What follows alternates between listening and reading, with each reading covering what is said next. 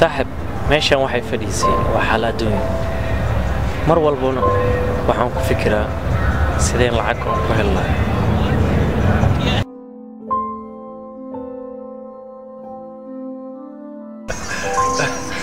warniyaho waa masana lacag loo helaa صاحب inaan fadhi wax lagu heleen waan ogahay siyaabo badan baan waxaan ku fikiray inaan arooso naag garooba oo 5 cunug wadato ceertaan ka dhoo way ii suurtagal weys waxaan ku fikiray inaan gaangeyster noqdo taasna dhamaadkeeda waa aan waxaan ogaaday inay ama lagu dilo ama inaan jeel gasho waxaan ku sii fikiray inaan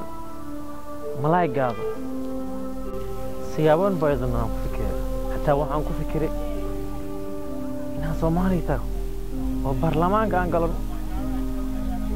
bis waxaan ogaaday intaan inaan ka bixi karin aan gali karin alaga rabo nacal aboogto way hadlay waan haddana waxaan ku fikiray qaad la naqo war maamooyinka iska dhaafay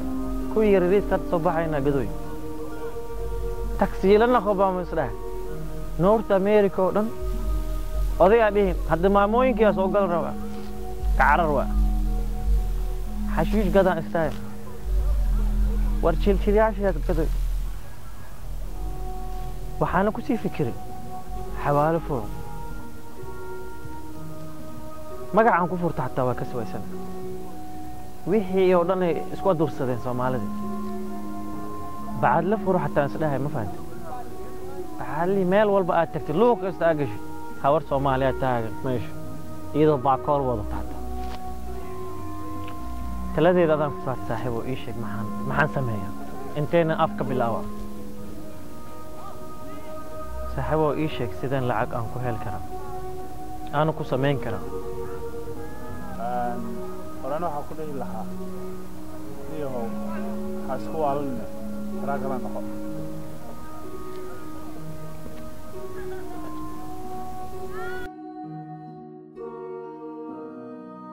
ma ogaamiya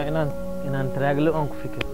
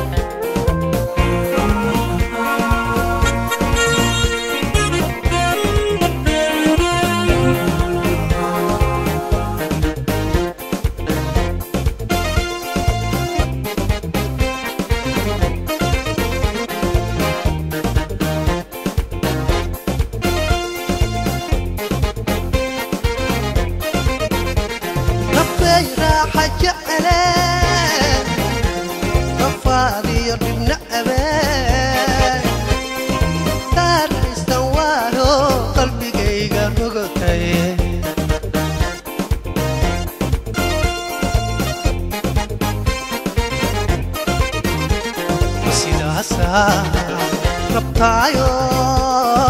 ugu raali galiya